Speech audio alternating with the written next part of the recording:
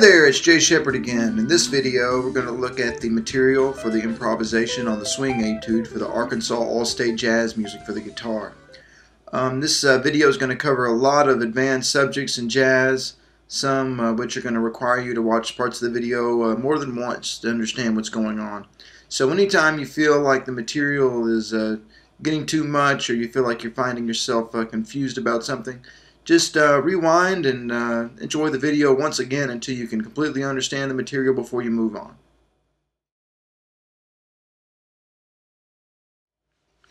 As always with any chord progression or material that you're going to improvise over, you need to look closely at it and analyze the form and the harmonic progression or the chords and the way they resolve to each other before you attempt to improvise over this. It's important to do this from the get-go. That way you can completely understand what you're working with. So the first thing you'll notice in this piece, we have a repetition of some chords. We have a C minor 7 that goes to a F7, which goes to a B flat major 7, which goes to a G7, or goes to actually to a D minor 7 to a G7. This is a variation of a very popular chord progression in jazz called the 2, 5, 1, 6. But they throw in another chord before the 6. They put a 3. And we'll show you why here in a little bit. But before we understand any more, we need to know why these chords are called 2 or 5 or 1 or whatever we're going to call them. And to understand that, let's start with a major scale, and we'll learn how to build chords off of each scale degree of the major scale.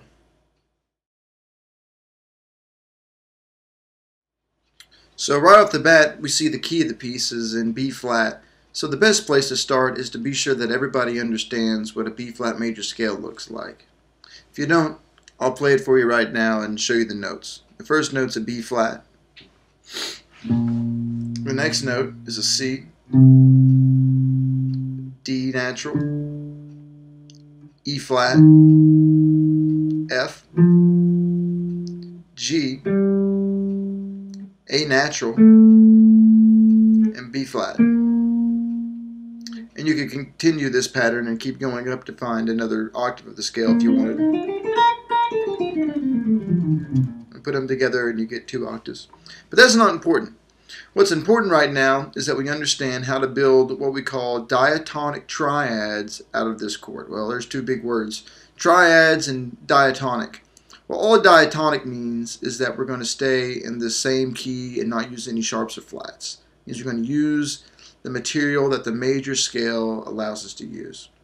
Triads means we're going to build chords by skipping steps of the scale. So for instance, the first note was B flat, second was C, third was D, fourth was E flat, fifth was F, sixth was G, 7 was A, then the octave 8 or 1 again is B flat. So what we can do is we can take the 1, the 3, and the 5, since they have skips in between them because they don't have the 2 and the 4. So we'll have a 1, a 3, and a 5. If you play those notes together, it makes a B flat major chord. This is called the 1 chord. Let's go to the second scale degree. If we build a C, which is the 2nd degree, an E flat, which is the 4th degree, and a G, which is the 6th, we get a C minor chord.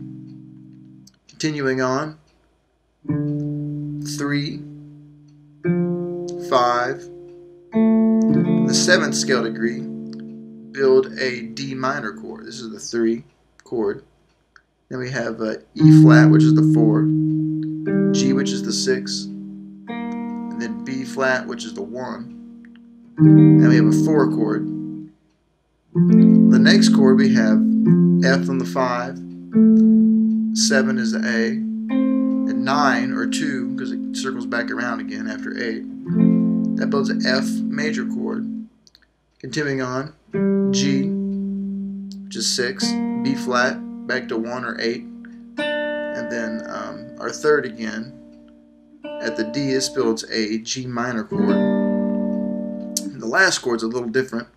You have A natural, the 7, C, the 2, and then E flat, the 4, and they come together and make a chord called a diminished chord. This would be A diminished, built on the 7th degree. And then we're back around to 1, 3, and 5 on B flat again. Take a look at this and see if you can build these chords for yourself and say the names of the chords, what scale degree they're on, and then we'll come back and learn how to build 7 chords.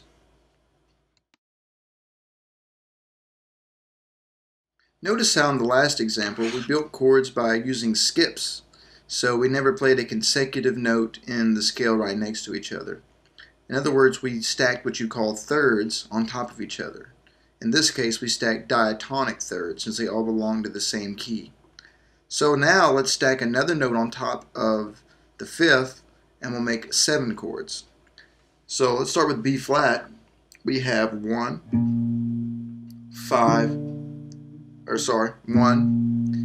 B flat, 3, D, F is 5, then the A is 7. Now these chords that I'm going to make are kind of tricky on the guitar to voice, so if you find the left-hand fingering a little tough, that's not as important as it is to see the logic behind how I'm stacking these notes in skips or thirds.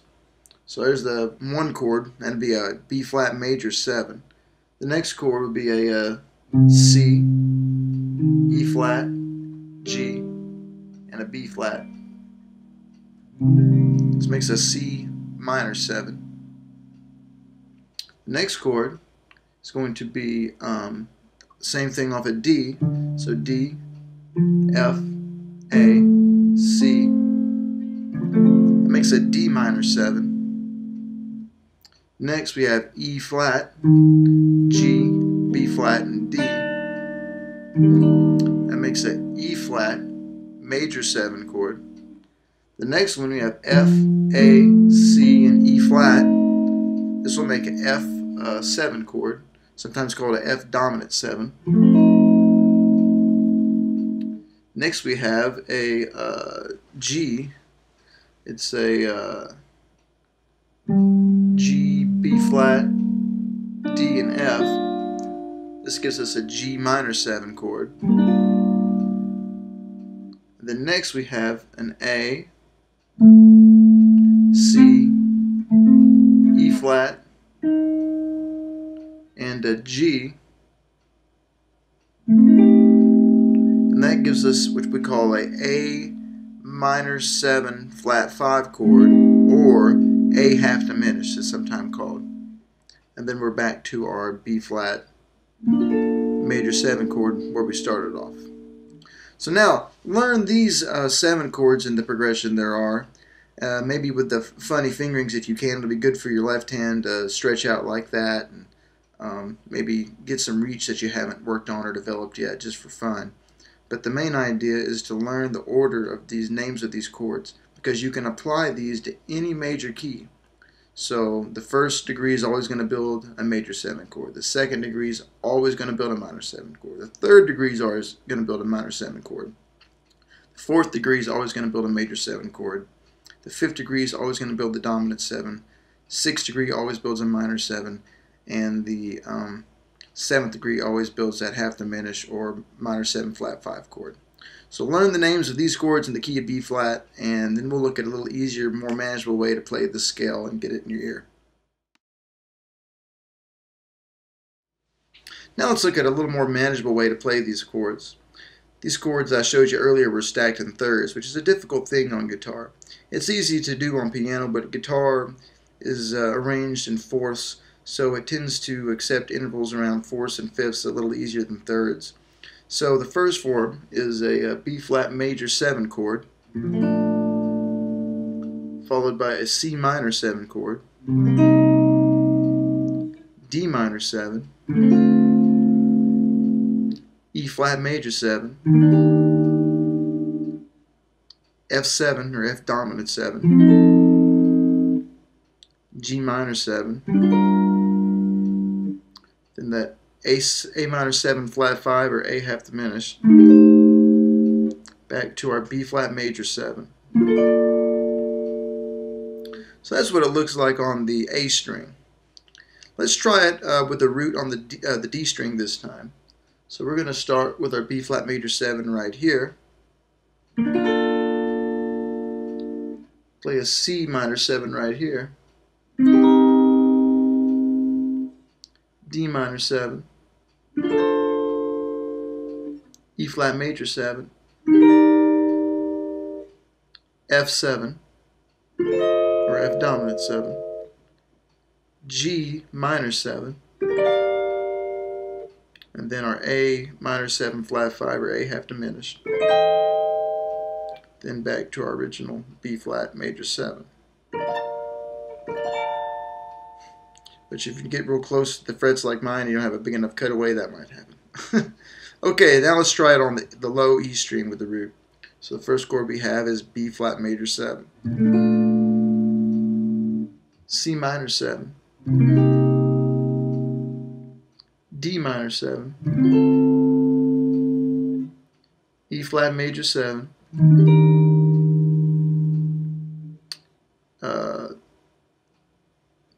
F dominant 7 or F7.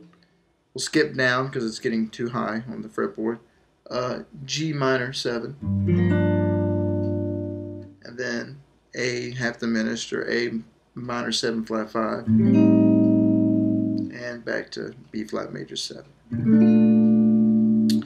Learn these 3 chord scales for the B flat major scale. And once you learn, come back and we'll learn some more.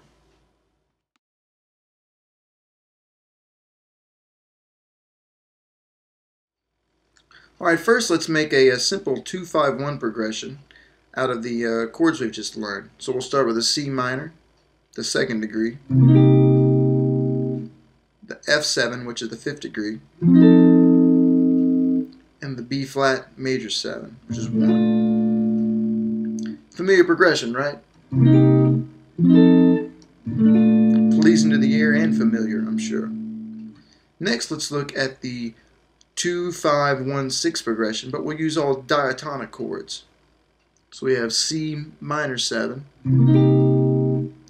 F7, B flat major 7, and then G minor, because it's 6, and 6 in the diatonic keys are minor. But that's not the chord written in the progression, is it? In the progression they have a G dominant 7 chord, which kind of falls out of the key. Let's listen to that progression.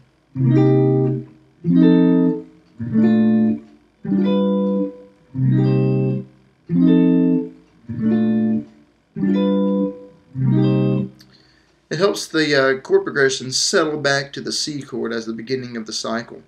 The reason is because this G7 chord has what you call a secondary dominant approach to the C chord.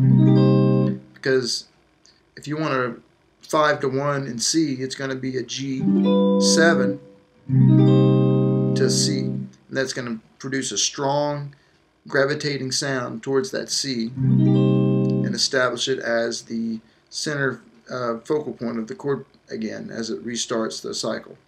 So, 2 things to learn there is the 2-5-1 diatonically found in a major key as it is. And then notice that the 6th chord in this progression was not diatonic, but we used a dominant 7 to help cycle it back around stronger to the C minor 7. And that's something known as a secondary dominant. The way you can classify these secondary dominants is you can call it the 5 of some other chord.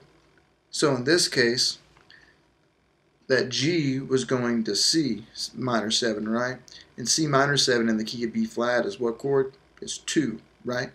So we could call it 5 of 2. And that's how you talk about secondary dominant chords to other musicians.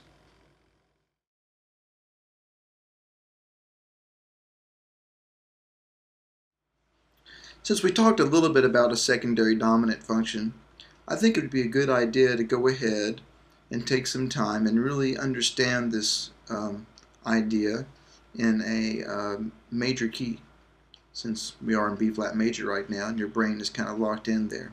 So let's go ahead and take the time and understand this a little better. So our first chord that we have, obviously, it's not a secondary dominant, but we can show a dominant progression by going from F7 to B flat major 7. It's kind of the basic idea. 5 to 1.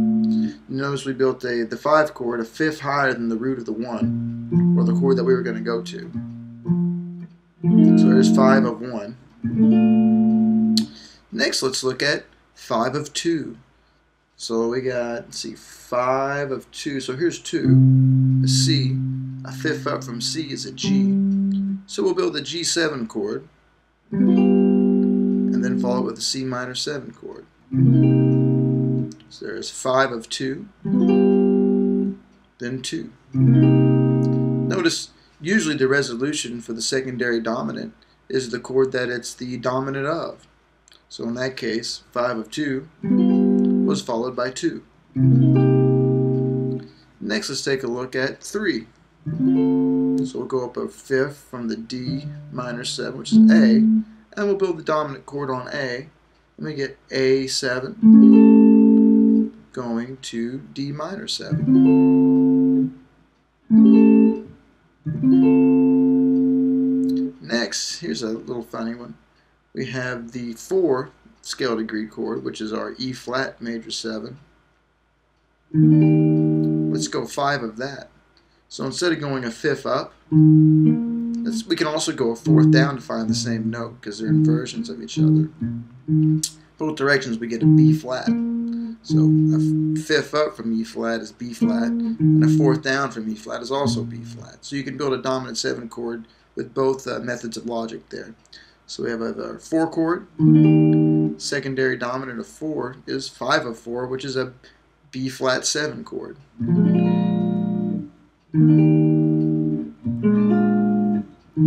Notice it wasn't a B flat major 7 chord, but a B flat dominant 7.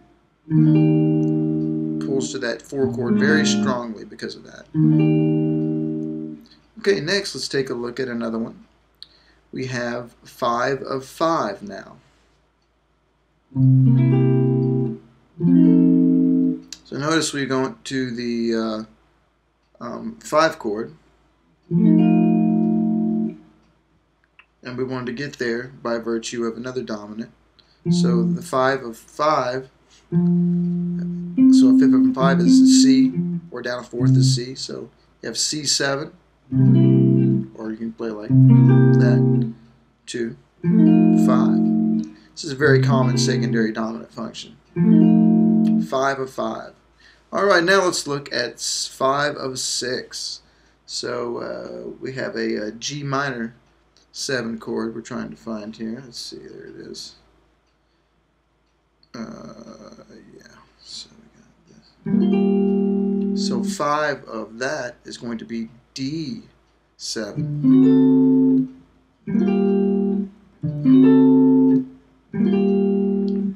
My advice to you now is to review this section and learn the secondary dominants and say the chord names and what scale degrees they're on. Sometimes the way I like to think of these secondary dominants is in terms of their original roots in the key. So for instance, it may be simpler to think of a 5 of 5 as a 2 to a 5 chord. So for instance, a 2 with a dominant 7 chord sound, a C to an F, as opposed to thinking 5 of 5 all the time. Same thing if you're going to 6, think of it as a 3 chord, but just spelling it like a dominant 7 chord. Sometimes this shorthand way of thinking can help you find the chords you need a little quicker.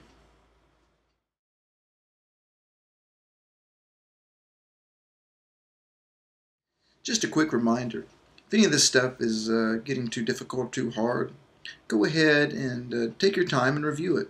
Who cares if it takes you a whole week or 2 weeks to really get the material and become familiar with it, even in one key? It's worth it. And if you're going to improvise over 2-5-1s and this kind of etude and a lot of jazz, you really need to know this kind of stuff. There's just no getting around it.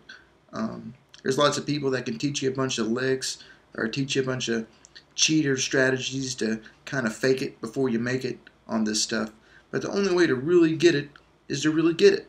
So take the time, really learn the theory, and you'll be able to help yourself eventually more than I ever could, because you'll know the fundamentals and the way it works.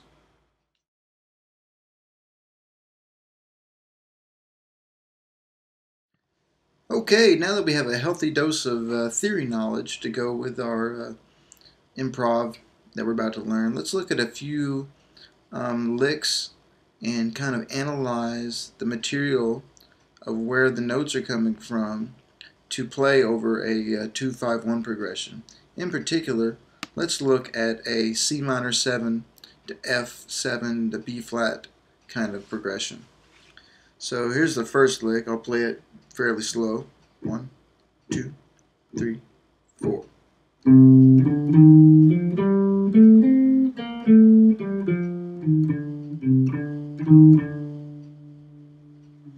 Go ahead and pause the video for a second and learn the lick yourself. Okay, so in this first lick, we have a ascending, what we call a C Dorian scale pattern. And what this is a C Dorian scale is just simply a scale built off the major scale on the second degree. So in this case, we're in B flat major. So the second degree is the C. So you have a Dorian.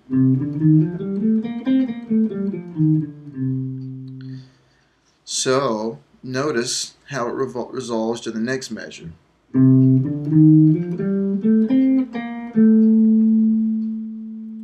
More importantly, notice how there is a half-step resolution from the 7 of the C minor 7 chord, which is the B flat, to the 3 of the F7 chord, the A. And if you listen real close now when I play the first couple measures of this lick, you can kind of hear the harmony and the chords underneath what I'm playing change without them even being there.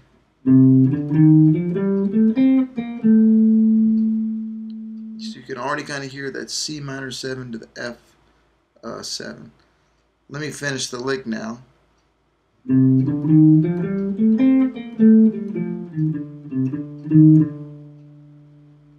Notice, just like the resolution from the first measure to the second measure to the third measure, from the F7 chord to the B flat major 7, had a half-step resolution as well.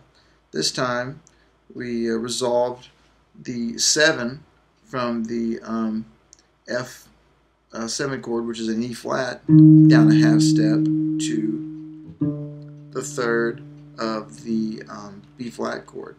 These half-step resolutions are very important in your improvisation.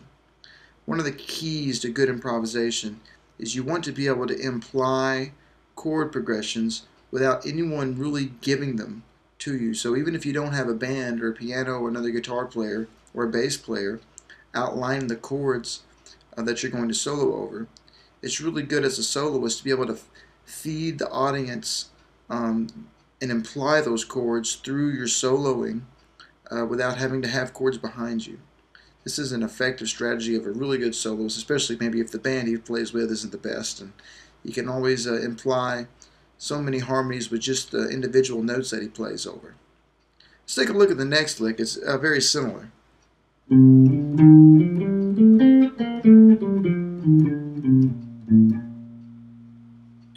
Notice it's pretty much the same lick on the first two measures, but then instead of resolving at the second to third measure from the F7 to the B flat major 7, instead of resolving the 7 to 3, the 7 of the F7 to the 3 of the B flat major 7, we're resolving the third of the F7, the A, to the root of the B flat major 7. I'll count it off and play it again.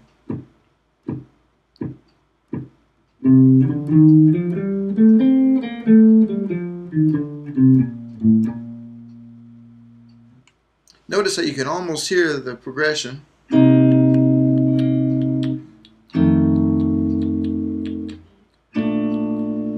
Inside the lick. And once again, this is another great lick because it resolves to each chord via half step. Let's take a look at the next lick. This lick, we're going to start on the third of the the third of the C minor 7 chord, which is an E flat.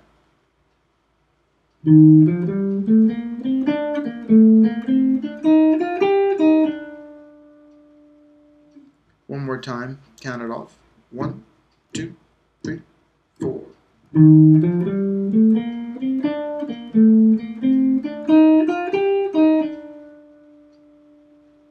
Notice we resolved the 2 to the 5 chord the same way we did in the first 2 licks. And then we actually resolved it the same way we did in the first lick that we learned by resolving the 7 of the F7 chord a half step down to the third of the B flat major 7 chord. So an E flat down to a D. It's going to give that resolution that you want to hear.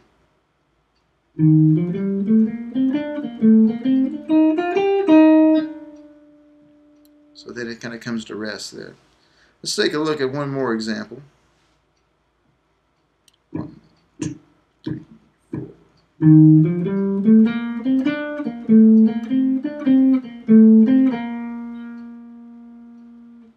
There we didn't use a half-step resolution, but we really didn't have to since the last note was a B flat, and that will spell B flat just as much as anything.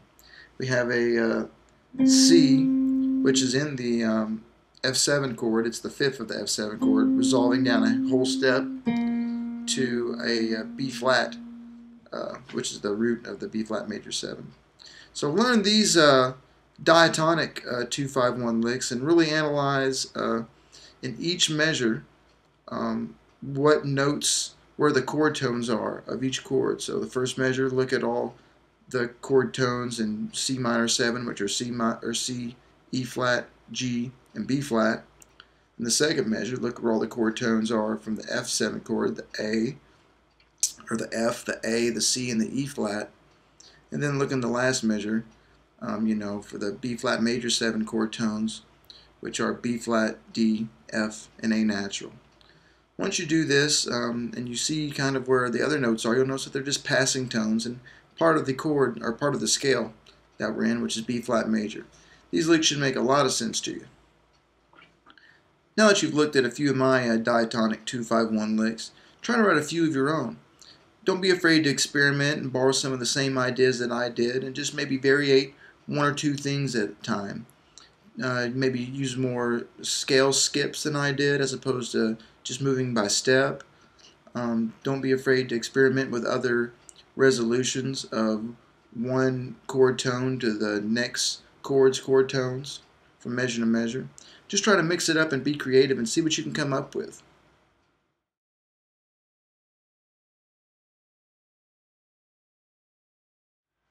Now you could probably get by and do just fine with the kind of licks that I just showed you to conquer every 2-5 movement in the swing solo here.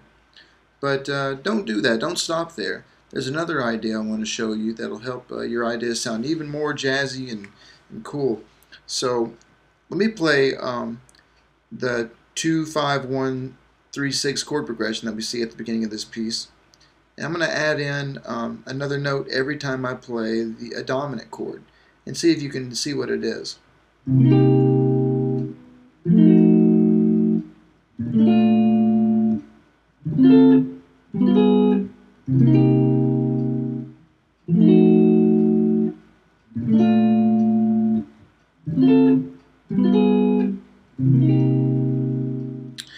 You may not have seen what was going on, but you could definitely hear that there is more tension to the 5 chords when they resolved. This is because I used a chord known as a 7-flat-9 chord. This chord is a very good chord to bring more tension to existing 5 chords. Sometimes you can use them in your own comping, if you're the only one comping and you don't have to fight a piano player to be sure they're going to play the right kind of 9th degree. But more often than not, you can always use them in your soloing. You'll find that licks that are imply or spell out the 5/7 flat 9 chords are going to be a little more tense and help deliver that type of intensity to your melodic lines and make you sound really hip. But before we learn any of licks that have to do with the 5/7 flat 9, let's take a look at the structure and the theory behind where we can find a 5/7 flat 9 out of a harmonic minor scale.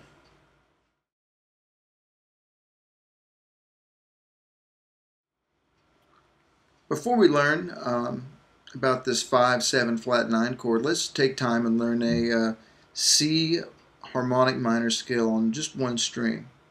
The C harmonic minor scale is different from the natural minor scale in the fact that it has a sharp 7 scale degree.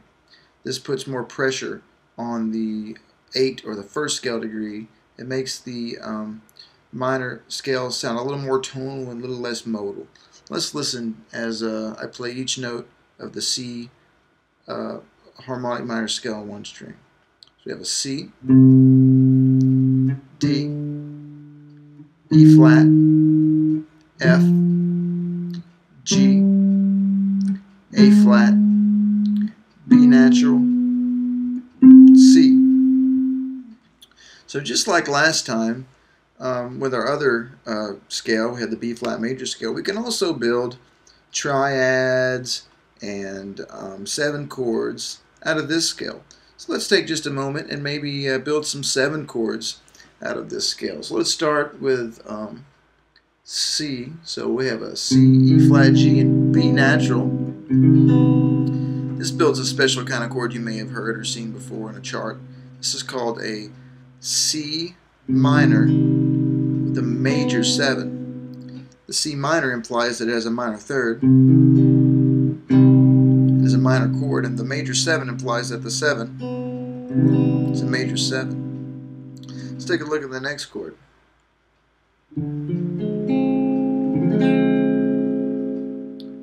This chord is another one of those half diminished chords, or minor 7 flat 5 chords. Notice an easy way to spell one of these chords. We started on a D, and then on the top part of the chord we have what looks like an F minor chord. So for a quick fix on a minor 7 flat 5 chord, you can just go a minor third up and play a minor chord triad there, and not have to play the whole chord. So on the next chord, we have a little funnier chord. This is a nice sounding chord. A lot of people don't like it, but I love this chord. It's a major 7 with an augmented 5th. So usually our E flat major 7 we already learned today looks like this. But now that we have that B natural in the mix as opposed to that B flat, since we're in the C harmonic minor, we have an augmented chord with a major 7. I just love the sound of that chord.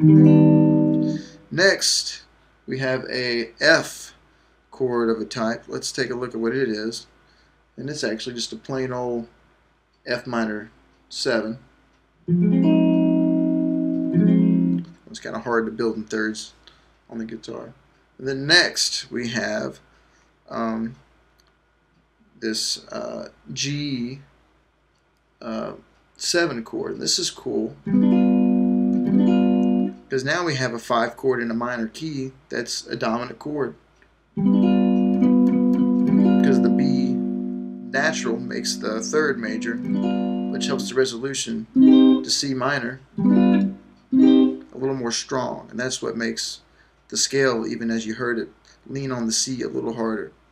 Okay, on the next we're going to have an A flat chord, and this one is just going to be a plain old A flat major 7. And then on the 7th scale degree now, we're going to have what we call a B diminished 7, sometimes called a B fully diminished 7. That way it's not mixed up with the half diminished 7 or minor flat 5. Notice the structure in this chord is built all out of minor thirds. Because there are 12 steps in Western music, 12 half steps in an octave, or 12 frets on your guitar until the next octave. If you take 4 minor thirds, which are 3 half steps, and stack them on top of each other, eventually you're going to come around full circle again. This is a what you call a symmetrical structure in harmony. There's a diminished 7 chord. So learn these chords and be able to name them, and come back and we'll learn how to build 9 chords.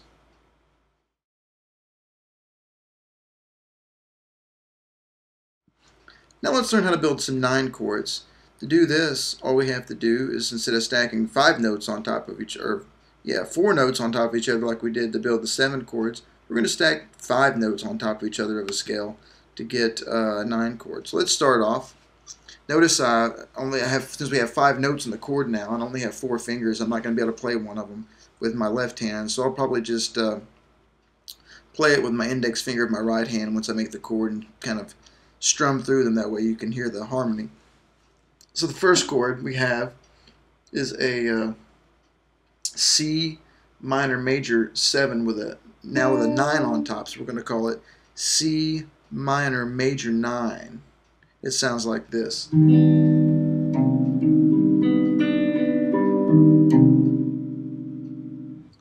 The next one, built off the D, is we're going to have a D half diminished chord, but with a flat 9 in it now.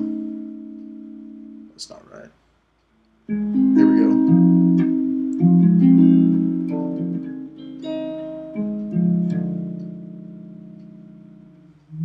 Now the next chord we have is going to be off of an E flat, and it's going to be our old E flat augmented major, or E flat major 7 augmented chord again, but now we got a 9 in there too, so it's going to be E flat major 9 augmented now.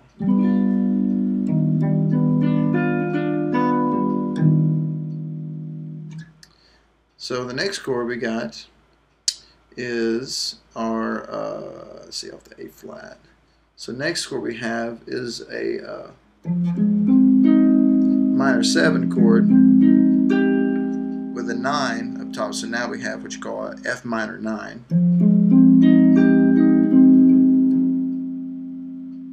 Then next, what we've all been waiting for, we have a G in the bass with this diminished shape above it that we used earlier.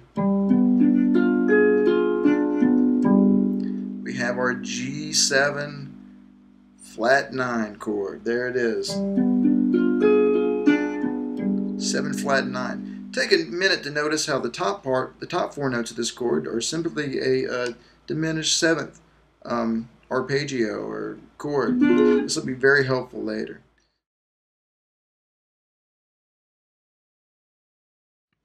Let's take a look at a few licks that can outline a 2 5 7 flat 9 to either a minor chord or a major chord, because we can use both possibilities in the beginning A section of the swing, A2. So the first lick I want to look at is one that goes from a D minor 7 to an implied G7 flat 9 to a C minor. So we have a D minor 7, G7 flat 9 to C minor. That's the sound we're going after. As I play the first lick, listen and see if you can hear this chord progression implied in the sound of it. 1, 2, 1, 2, 3.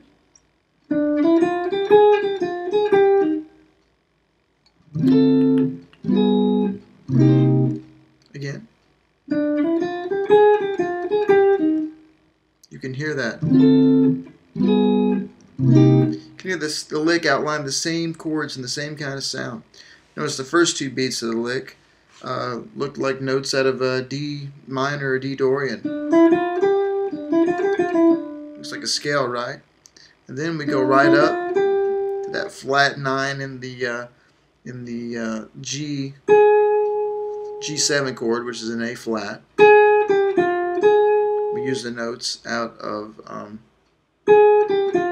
that scale, which would be a In this case, it'd be a C harmonic minor. And then we resolve to 2 chord tones in the C minor 7. So you can almost look at each 2 beats where the chords would be and see the notes implied in the chords. Let's take a look at another example, and we'll see how this one works. This one's a little more interesting. 1, 2, 1, 2, 3, 4. So notice the first 2 beats, of course. Now we're going to descend down a D Dorian scale and get that sound, and then the F7 flat 9 lick is that sound, and that's just the notes once again out of C harmonic minor, and then we have this C minor thing going 2, 3, 1. Put it all together, you can hear the changes. Alright, let's take a look at a third one. Instead of playing the changes D minor 7, the G7 flat 9, the C minor 7, let's learn them over the 2, 5, 1 to the original key, and now we're just going to imply the flat 9 over the F chord before we go back to the major 7. This would be a real interesting sound. I like it a whole lot. Let's take a look at this first example. 1, 2, 1, 2, 3, 4.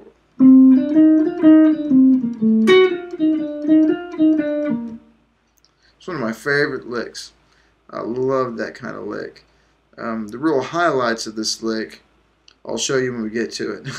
So the first bit we have is just simply a F minor, F Dorian scale run going up and back down. Or sorry, a C minor. Pretty simple because we're playing over a C minor 7 chord after all. And then for the F7 flat 9 chord we have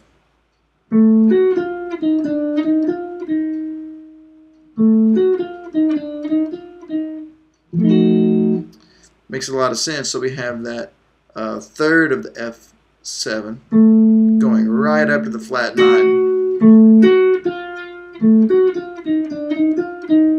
and then to get from the second measure to the third measure we have the 7 of the 5 chord going to the third. Sound familiar?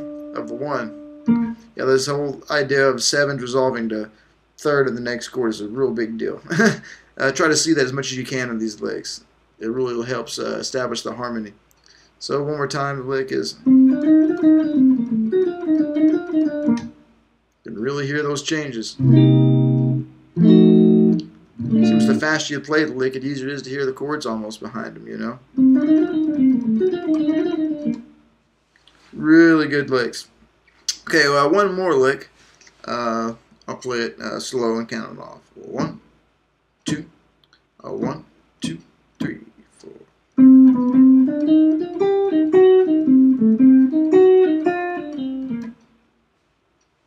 This one has that idea in the 5 chord section of that whole thing about the diminished chord built on the third of the 5, 7 flat 9. It's real important, as you'll see. So with the first measure, of course, we're going to start with a little C minor thing. And notice I used the leading tone of the C minor chord there to really help gravitate the sound towards C real strongly. Really helps give it a little extra flavor around that C.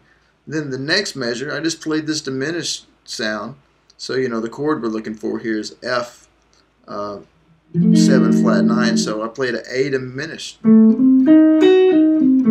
shape here. I started at the top of it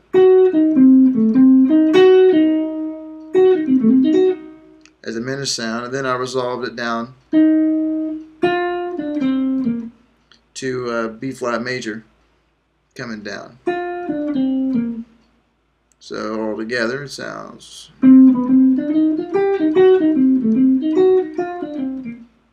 pretty hip lick.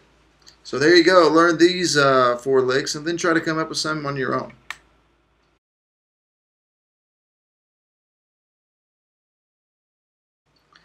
The 5/7 flat 9 sound is just the first of many of what you call altered dominant sounds that can help direct your licks and 5-to-1 motions a little more strongly than the chords imply. The next altered dominant sound is built off a concept what's known as a tritone substitution. So first let's understand what a tritone substitution is. Let's take a really easy key like the key of C and let's first play 5-to-1. So let's take a look. We have 5, which is G7, to 1, which is C major 7. Pretty simple sound. But now let's take a look at what a tritone substitution is. And what that means is we can substitute a 7 chord, another dominant 7 chord, a tritone from the G. A tritone from the G is a D flat. So now instead of playing a G7 to a C7, let's play this D flat 7 to a C major 7 type chord.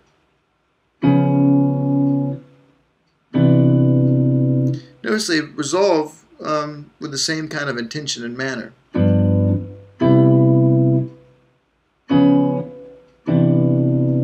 But notice how the D flat 7 is a little stronger.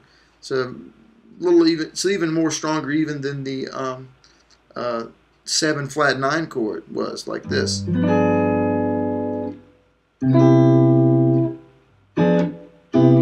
So here's the tritone sub again. It's kind of aggressive, just like the 7 flat 9 was. So now, what if we do this? What if we take part of this D flat 7 chord and put a G from the original 5 in the key of C under there. So now we got this D flat 7 chord in the top here. We're going to put a G underneath it. That spells a new chord.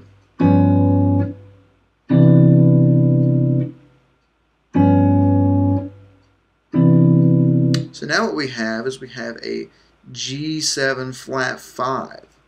This is a altered dominant, and I like the sound of this one. It resolves very nicely to 1, and it can go either direction. The flat 5 can resolve a half step up to the 9. It will especially do this in minor keys. And it can also resolve a half step down and just end on a regular old major C major chord there. So that's how what a tritone substitution is, and that's also what will happen if you play a tritone substitution if the bass player is still playing the original 5, or the in this case the key of C, the G, and you'll come up with a 7 flat 5 chord.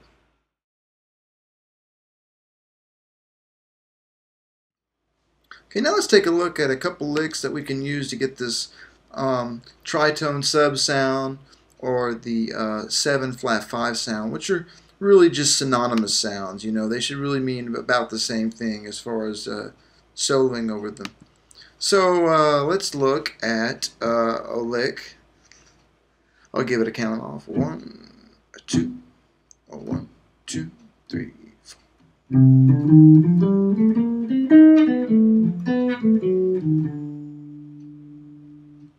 And the chords that we're trying to hear it over are going to sound like this. So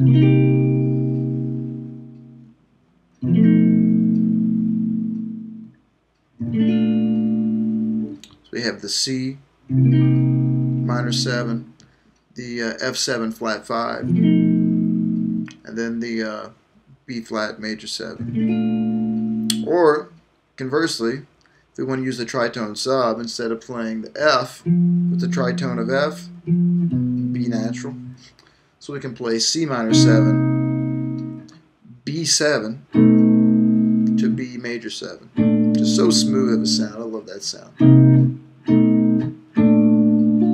It's a good sound. So notice the first bar, what we have is just a C Dorian scale going up to kind of coincide with our C minor 7 chord. Then the second measure we get right off, and we have a like I told you, it was an F 7 flat 5, but we have an arpeggio that outlines that. So we have a 7 of the F, the flat 5 of the chord, the A is the third, and the F is the 1. And then, like I said, the tritone sub is synonymous. We had a B 7 chord, so here we go. We have a B7 arpeggio.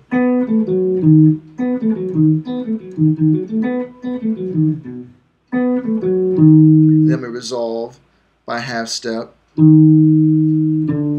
again to the third of the B flat chord.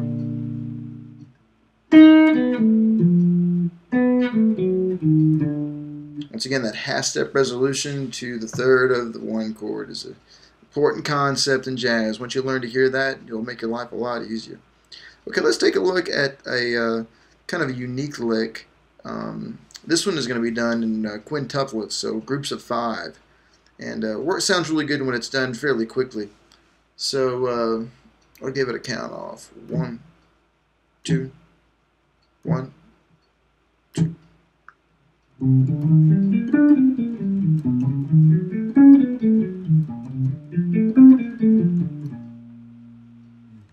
This one sounds best when played fairly quickly. When you play it quickly, it almost sounds kind of like your saxophone friends floating around on some of their licks that sound real easy. You know, you play it a little cleaner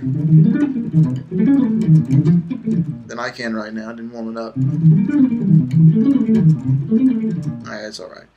So notice the trick to this pattern is you have to have the right hand pick strokes and use a little sweep picking. If you don't know what that is or you can't do that yet, just keep practicing on it and follow the stroke directions. The tabletops are downstrokes and the arrows pointing are upstrokes. That'll help get that lick up to speed. So this lick is essentially a tritone sub in a nutshell. You have this arpeggio or pattern right here that looks like a C minor 9 chord, and then you have the next one, which looks like a B9 chord, kind of like a B7, which is our tritone sub. Then to our B flat major 7 sound. You string them all together, they have this kind of sound like we did with the tritone sub.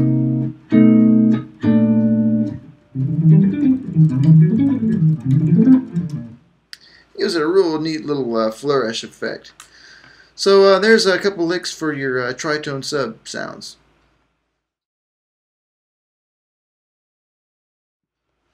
So far in these altered dominant types of sounds, we've altered the dominant 7 chord first by flattening the 9. And we did that via theoretically through the use of the harmonic minor scale. Then we learned how to play a 7 flat 5 or a tritone substitution, since they're synonymous with the tritone sub, and that gives us a 7 flat 5 chord. So we got the flat 9, we got the flat 5. Those are two. So the other two alterations, instead of a flat 9, you can have a sharp 9, and instead of a flat 5, you can have a sharp 5. And through various combinations of these altered tones, we can create a whole slew of different altered dominant types of sounds.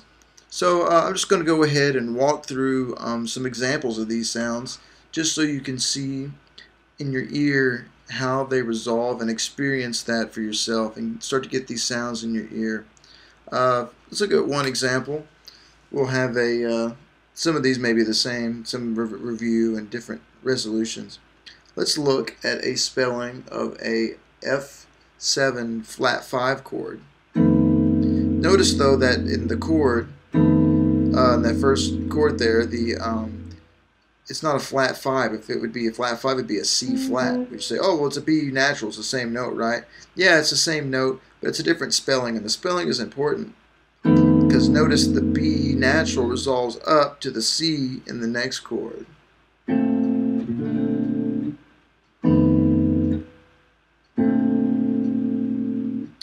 So basically in this chord, we're going to call this, instead of a F7 flat 5, we're going to call it F7 sharp 11, which is the same as a 4.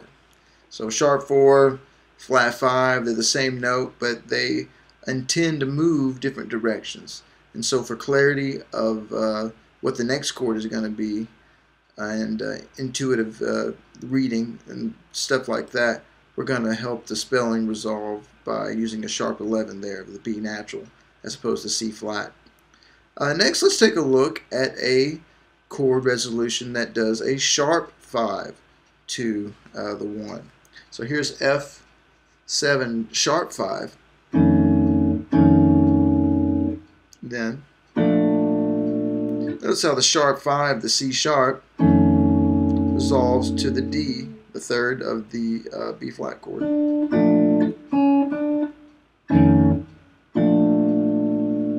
Let's change positions real quickly.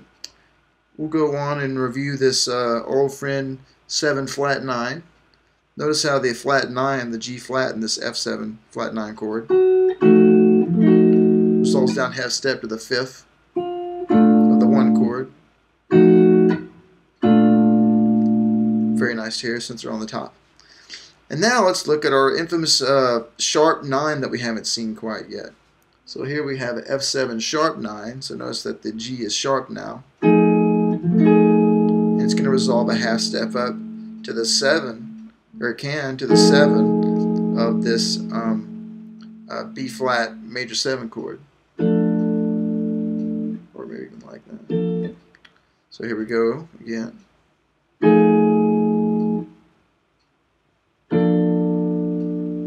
It's a nice little sound, very resolute. Moving on, let's try to combine some of these crazy altered dominant sounds. Let's take a flat 9 and a flat 5 and put them together in the same chord. Let's see what we get here. We got then our next. That's kind of a pretty resolution, isn't it? Notice the flat 9 resolved down to the 5th like it did. And then in this case, instead of a flat 5, it was really our old friend the sharp 11. It's resolved up to the 2 of our major 7 chord there. Actually, just a major chord with a 9 on top, which is a fine resolution. Also, before we move on to the next chords, take a look how this chord, this one with the flat 9 and the sharp 11, really just kind of almost looks like a B7 chord. And it really is, right?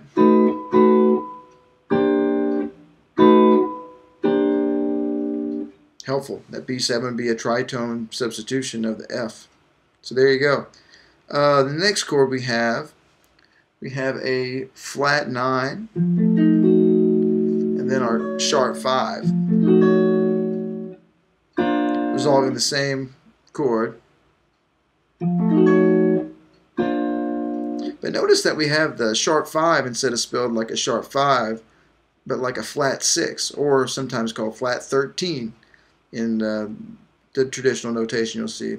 So we have a flat 9, flat 13 chord, one of the most altered 7s. And notice that the flat 13 is spelled that way because it resolves down. You always want the spelling of the chord to look like where it's going to go. So it's a flat, it looks like it wants to go down the note. If it's a sharp, it looks like it wants to pop up a half step to the next note. So those spellings can be helpful when reading through music and trying to read it the first time. Okay, let's look at the next example. We have a F7 sharp 9, also with a sharp 11. And then, oh no, it's not right. That's what I was looking for. Sorry about that. So we have this sharp 9, sharp 11.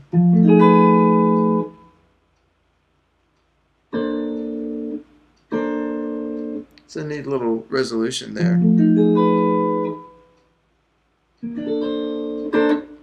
All right, one more. This is one of my favorites. This is a sharp 9 and a sharp 5. Isn't that one nice? Got this kind of double half-step resolution. Notice the top portion of this F7 sharp 9 sharp 5 chord is really looks like a B13 chord without the B in it. This is a good synonymous chord relationship to know to find this chord on the fly, because I love the sound of it. So there's all of these altered dominants and their resolutions to 1. Learn these and get them in your ear and kind of hear where the notes can go intuitively. So a quick note on how we can use these altered dominant sounds to enhance our solos even when these altered dominant chords don't exist for us. You've probably heard the old phrase, don't play the fifth in your chord voicing. Really, this is more applicable to don't play the fifth in your 2 or your 5 chord for a couple of reasons, especially in the 5 chord. Reason you don't want to play a 5 in your 9 chord is the same kind of reason you don't want to play a 9 unless it's written. And specifically that kind of sound that's telling you to make that sound, and the composer wants that. And the reason is because soloists can imply these altered dominant sounds by putting in flat 9s and sharp 9s and flat 5s and sharp 5s with the notes that they solo with. And you're just using the 1, the 3, and the 7 of the chord, which is still in all these altered dominant sounds, and the regular vanilla non-altered dominant sounds too. So it gives the soloist freedom to use whatever they want to use. So when you're copying, and especially for other people, and when you're soloing, sometimes it's helpful to remind your piano player or guitar player that you're copying for you to say, hey, leave out that nasty old fifth and let me kind of branch out, because I'm going to try some outside licks. And even when they put in the fifth, sometimes if you play so strong and the logic of the lick works in such a way, it still sounds great, especially if it moves by at a fast tempo. Because really at a fast kind of tempo, if your solo's loud enough, really you're directing the harmony more than anything with the notes that you play, by connecting and implying the harmony through your melodic choices. So remember that. You can have a lot more freedom over 5 and 2-5-1 chords that don't have any fifths in them. They give you a lot of extra choices that can add a lot more color and variety to your solos.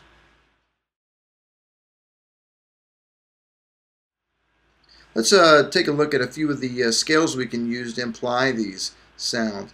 The first scale I want to take a look at is actually a mode of your harmonic minor. It's called Phrygian dominant.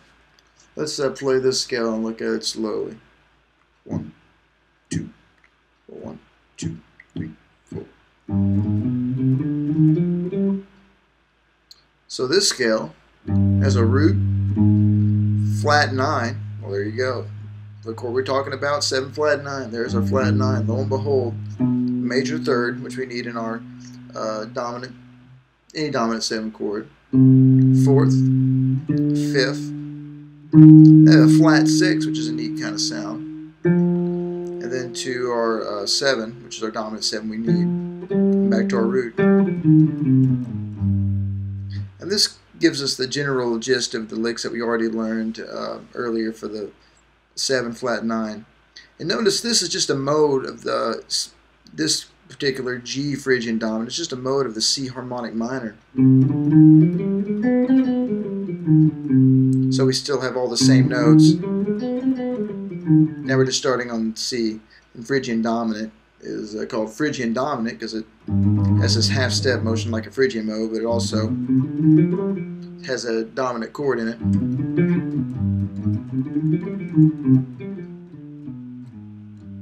Spells out that sound quite nicely.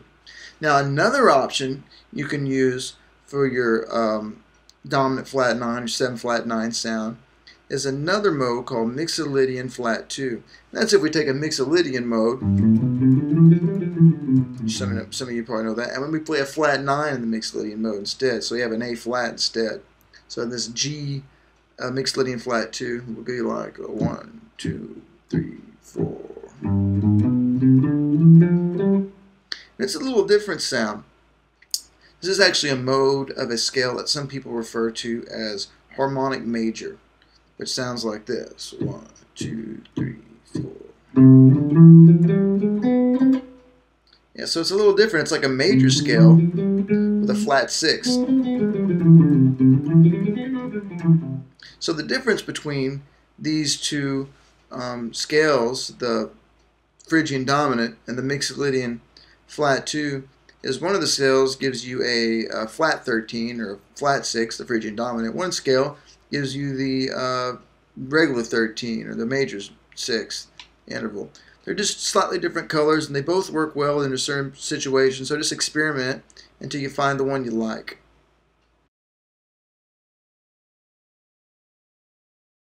Let's take a look at another scale choice that may work good for some of these altered dominants. It's called a diminished scale. It's also known as an octatonic scale because it has 8 different notes. It's also symmetrical, just like the diminished triad that we have. The symmetry in it comes from the fact that we're playing an alternation of half steps and whole steps. So the first note is going to be a G, and then we'll have a half step. The next note will be B flat, so it'll be a whole step. Then a half step from B flat is B natural, then a whole step, half step, whole step, half step, whole step. And you end up with 8 different notes. You can really get some awesome sounds. Good thing about this is it fits so many of these altered dominants. So there's only one altered dominant sound that this diminished scale won't work over. And it's been called by a teacher of mine I took jazz improv from, Ken Carroll. It's called he called it the universal donor. You know, it's kind of like a blood donor that can give to anybody. This scale can give to just about any kind of altered dominant lick, or be a good substitution over any type of 5 chord if you want a stronger kind of resolution that's more outside. I'll count off this scale and play it for you so you can learn it. We'll go 1, 2, 3, 4.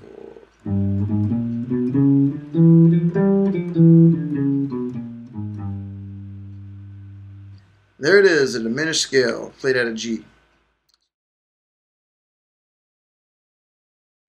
The next scale we're going to look at can cover all of the alterations of the dominant chord. It can cover the flat 9, the sharp 9, the flat 5, and the sharp 5. It's called the Superlocrian mode. Some people call this mode diminished whole tone because it has elements of both diminished and the whole tone scale, which you'll learn next. That's not important though, as much as it is that you can derive this scale from the 7th mode of a melodic minor. So first let's take a look at, let's use an A flat melodic minor mode. Melodic minor is like a minor scale with the 7th and the 6th degree raised a half step. So here's a melodic minor scale. I'll count it off. A 1, a 2, a 1, 2, 3, 4. And there you have melodic minor. So if we're going to use the 7th degree of melodic minor, we just used A flat melodic minor. So we need to go to the 7th degree, which is G. So let's start on G and play the same notes, but just start and end on G, and we'll get Superlocrian. G Superlocrian in this case. I'll count it off. 1, 2, 3, 4. That's kind of a neat little sound. Very free and unresolved. I like it a lot. So this, like I said, this can cover every note. So from the G, we have a flat 9, then we have a sharp 9 with a B flat, or A sharp, enharmonically. Then we have a B natural, which gives our major third, our flat 5, and our D flat there, our sharp 5 spelled enharmonically with E flat. It could be a D sharp, and then we have our 7, which is an F, back to our root. So we have all the, or we don't have that. We have 1, 3, and the 7. And we also have the flat 5 and the sharp 5 and the flat 9 and the sharp 9. We got everything all in one scale. It's a really useful scale. So there it is, Superlocrian, the mode of melodic minor. Oh, and one more thing. Sometimes it's really hard to memorize Superlocrian, or just think when you want to use it. What I like to do is a little simple trick is just think a half step up whenever 5 chord I'm on. So for instance, if it's like G7 and I want a real outside sound, I'll just play a half step up, A flat, and play the melodic minor. Another good scale choice for these outside sounds and these altered dominants is the whole tone scale. Whole tone scale is, just as it sounds, a collection of whole tones all on a scale. I'll play a quick pattern of the whole tone scale. 1, 2, 3, 4.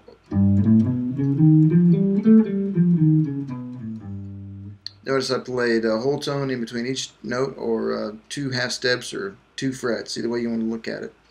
The whole tone scale also has an outline of the 1, the 3, and the 7 of the dominant chord. In this one, though, we don't have a flat 9 or a sharp 9. We have just a regular 9 or major 9.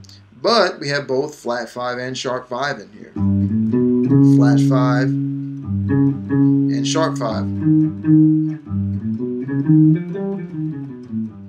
So it works out quite nicely over a chord that may be spelled like 9 flat 5 or 9 sharp 5. Something like that kind of sound.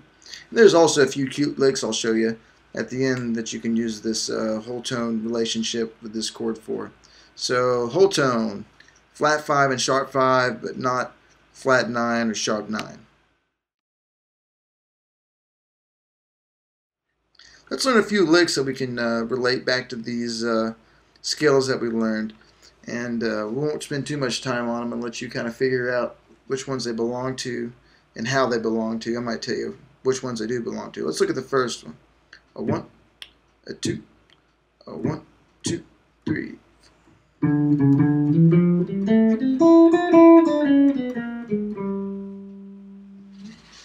So on that first one, we had our typical minor kind of lick with a leading tone to go to it, to the D. So we're playing over D minor 7. The next lick, playing over G7. Then of course resolving to C. This lick right here, that belongs to that G half hold diminish kind of idea, where we have the regular 13, 7, and the natural 5, but then we have a flat 5, and both flat 9 and sharp 9 are the same thing. Great sound. Okay, let's take a look at the next lick. 1, a 2, a 1, 2, 3.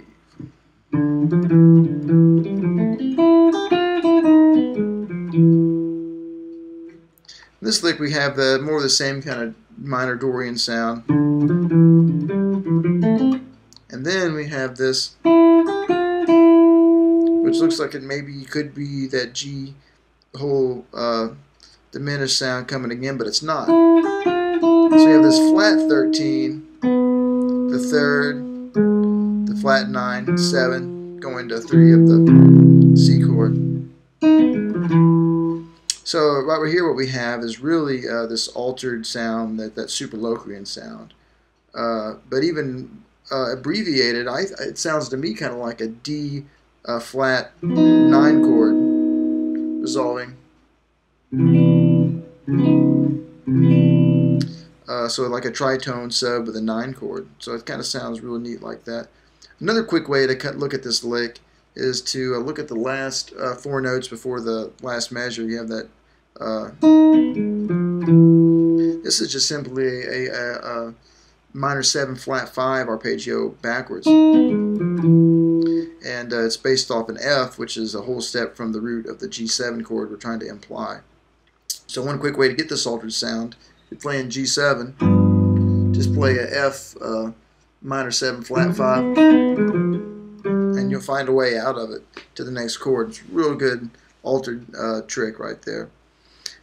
One cute lick for the whole tone is this next thing. I'll count it off and play it real slow. And then I'll play it fast so you can see how easy it can roll right off the guitar. A 1, a 2, a 1, 2, 3, 4.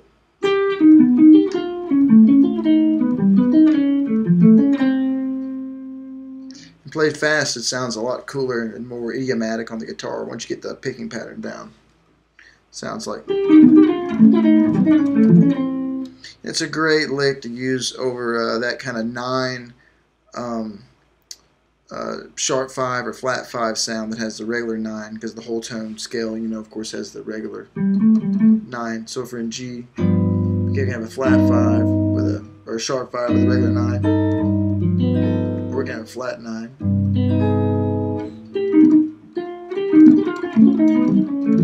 It kind of gives that sort of sound. So that's a cute little lick I like to use a lot. Another idea I like to use a lot that's not necessarily related to any of these scales, but is related to chromatic and passing tones. And sometimes I like to surround the notes of a particular chord or arpeggio, especially dominant chords, with half steps on both sides of the note. Let me show you a quick example of this and count it off for you. A 1, a 2, a 1, 2, 3, 4. So what I did is I played,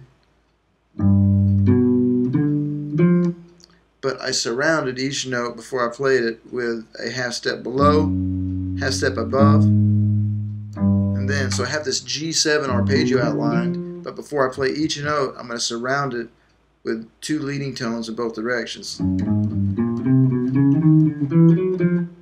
When you play a little faster, it makes a lot of sense. It's a cute little way to experiment and work on finding some more leading tones that go to chord tones. Good exercise more than anything. So there you go. There's a few ways to use those altered scales and some of those licks. What you need to do, and I encourage you to do, is get you a book. Just a big old book of notebook paper or staff paper. Be a 3-ring binder and just fill it up. And every time you encounter some kind of 2/5 lick, sit down and analyze it. Look at what the chords are, what the sound is, what the possible sounds that could be used over. Can it be used over a regular 5 chord with a unaltered 5th or 9? Can it be used over a flat 5 or a sharp 5, flat 9, sharp 9, or any combination of them? Try to find different fingerings for them, do them in different keys. Really extrapolate upon the lick, and don't just let it be some lick that you memorize. But really try to understand it in a deep kind of way. That way you can apply it to all of your soloing and make you a better musician and help you come up with more of your own licks for yourself, and so you can sound more original. But sometimes learning a few licks to get you started will help get the sound in your head, and that can do wonders for you. Thanks so much for watching. If you have any questions or comments or things you need more help with, feel free to email me at the address below, and I'll be glad to get back to you. I'll also be glad to come assist if you're a band director, give a clinic or some private lessons. If I'm in the area, don't hesitate to contact me about that as well. So thanks for watching, and I hope you enjoyed it.